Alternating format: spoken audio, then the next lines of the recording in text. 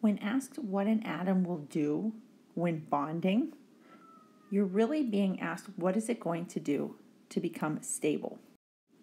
And remember that stable means it has a full valence level. And remember that its valence level is going to directly correspond with its period number. So everything in period 1, its valence level is K, the first energy level. Everything in period 2, it's L. Everything in period 3, it's M. And then so on. We've only learned about K, L, and M if you remember our Bohr diagrams. So remember, this is the nucleus. Level K can hold 2 electrons. Level L can hold 8. And level M can hold 8. So we're trying to get to these numbers to have a full valence level and be stable. So now we're going to look at our valence electrons, and that's the same as the group number. So everything in group 1 has 1 valence electron. We're going to kind of compare these. So hydrogen has 1 valence electron in the first energy level, and it can hold 2, so it needs to gain 1. Everything else, like lithium, has 1 valence electron in the second energy level, which can hold 8. So where hydrogen would gain an electron to fill this level, lithium would probably want to lose an electron to drop back down to just have a full level K. Remember, to become stable, we can either gain to fill the level we're on, or if there's a full level underneath, we can lose to drop back down to an already full level.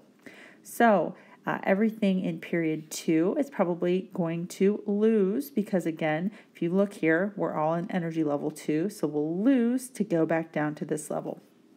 Everything in 3, same thing, we're going to lose to go back down to this level. 4 just depends on if it's a metal or a non-metal, because metals like to lose and non-metals like to gain. That's something we learned. And then once you get to 5, 6, and 7 valence electrons, and remember from our previous video, the number of valence electrons is going to be the group number, except for these guys. We're going to drop the 1, so we have 3, 4, 5, 6, 7, and then 8 for all of these, but 2 for this one. There's an exception, okay? So once we get to 5, we have 5 in the second level, or 5 in the third level. It's going to be easier to gain to get to 8 than to lose 5 to go back down to this level. So when we're trying to figure out what is an atom going to do to become stable, it's whatever requires less energy. If you remember, I kind of related this to you guys as if I gave you the choice between losing 5 things or doing 5 things or doing 3 things, you would probably choose 3 because it takes less energy. Same thing with atoms. It doesn't really matter if you're losing or gaining. You're just going to choose whatever number's less. So if we have 6 in the second level, we're going to gain 2 to get to 8. If we have 7, we're going to gain 1 to get to 8. And if we have 8 in the second level or the third level or so on, or 2 in the first level, these guys over here don't need to do anything because they're already stable.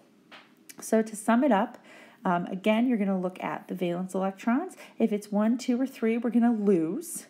If it's 5, 6, or 7, we're going to gain. And if it's 4, it depends on if it's a metal or a non-metal. The metals tend to lose and form cations. The non-metals tend to gain and form anions.